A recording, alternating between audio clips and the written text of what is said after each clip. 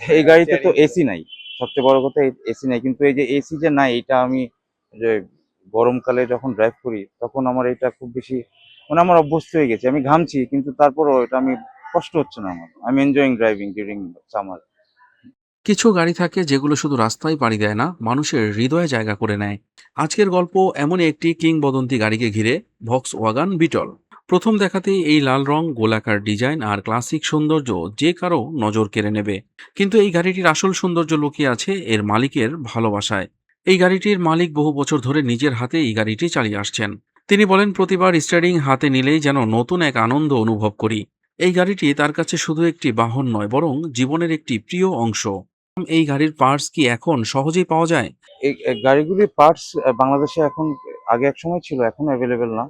এখন আমাদের বাইরে থেকে সোর্স করতে হয় সাধারণত ব্যাংকক, মালয়েশিয়া, ইউকে, ইউএসএ এইসব জায়গা থেকে আমাদের সোর্স করতে হয়। যার কারণে একটু এক্সপেন্সিভ হয়, ভ্যারি করে আর কি কোন পার্টসটা আমার লাগছে। সাধারণত দেখা যায় ইঞ্জিনের পার্টসগুলি, ইঞ্জিন রিবিল্ড করতে গেলে যেই পার্টসগুলি প্রয়োজন সেই পার্টসগুলির দাম তুলনামূলকভাবে বেশি হয়।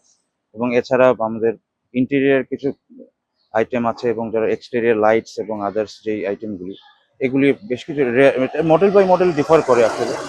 যেমন 1960s এর পর থেকে যে মডেলগুলি, 70s এর পরে যে মডেল, সেগুলি এখন অনেক অ্যাভেলেবেল আছে, এখনো আফটার মার্কেট প্রোডাকশন হচ্ছে। কিন্তু সিক্সটিজ এর যে মডেলগুলি, 60 থেকে 70 পর্যন্ত যে মডেলগুলি, সেগুলি থেকে একটু রেয়ার আছে। তবু তিনি এই গাড়ি ছাড়ার কথা একবারও ভাবেন না।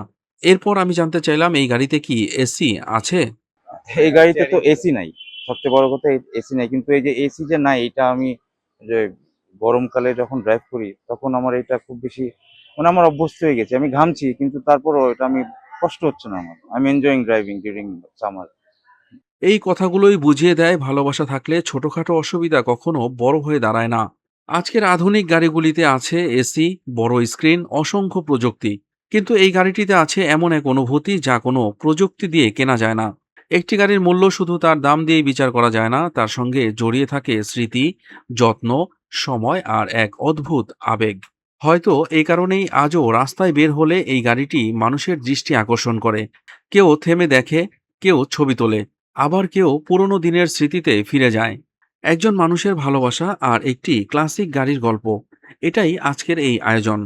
আপনার কাছে যদি এমন একটি ক্লাসিক গাড়ি থাকার সুযোগ হতো, তাহলে কি যত্ন করে রেখে দিতেন?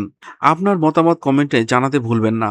এমন আরও ব্যতিক্রমী গাড়ি, মানুষের গল্প এবং ভ্রমণের ভিডিও দেখতে আমাদের সঙ্গেই থাকুন।